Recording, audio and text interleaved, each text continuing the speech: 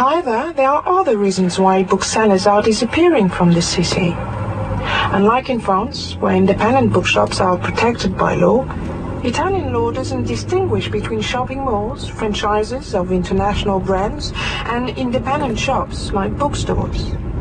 Competition is the only financial returns. If you're passionate about making a difference and dream of owning a successful business, call 855-823-0000 or visit huntingtonfranchise.com to join the nation's top earning tutoring and test prep franchise. That's 855-823-0000. Any Tom, Dick, or Harry can tell you that Geico could save you money on car insurance. But since money talks, why not go straight to the source? Hey, Harry's Money here. And the day Harry went to Geico.com and switched his car insurance was the day I got to hang around. Finally, boys bonding, bada bing, bada boom. No wonder Geico has 97% customer satisfaction. Personally, I give him 100, but that's just my 2 cents.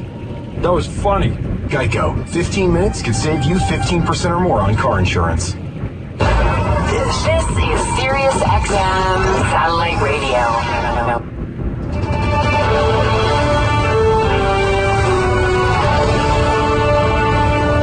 Welcome back. We are just days away from the crucial Wisconsin primaries. Those are set for Tuesday. Our John King with the famous map on the magic wall, breaking down what is at stake and how it could impact all of the candidates. Look.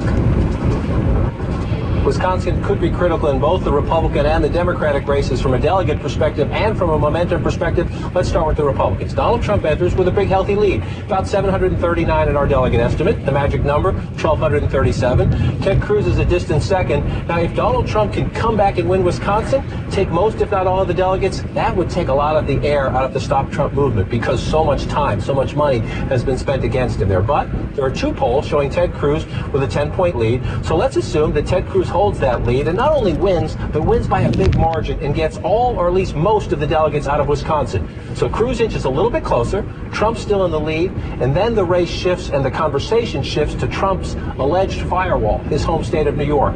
If Trump can win in New York, and right now there's a poll showing above 50%, if he wins with 50 plus 1, then New York becomes winner take all, 95 delegates. If Donald Trump can do that, even if he gets shut out in Wisconsin, a big New York win would ease the pain, right? He'd be back on track, and at this point, he would need just 53% of the remaining delegates to get to the magic number. Is that easy? No, but it's doable. But here's another scenario. Suppose Ted Cruz wins in Wisconsin, shuts Donald Trump out for the delegates, and that hurts Trump's standing in New York. Cruz has momentum. Maybe Kasich gets some traction in New York.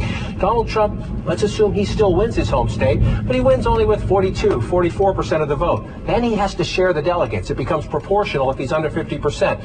For the sake of argument, say Kasich comes in second, Cruz comes in third. At that point, Trump is still in the lead, but because he doesn't take all of the delegates out of New York, the math does change significantly. At this point, if it looks something like this after New York, Donald Trump needs 60% of the remaining delegates to get to the magic number of 1,237 before the convention. 60%, a lot harder than 53%. If this scenario happens, the Stop Trump movement believes, pack your bags, we're headed for an open convention. So the next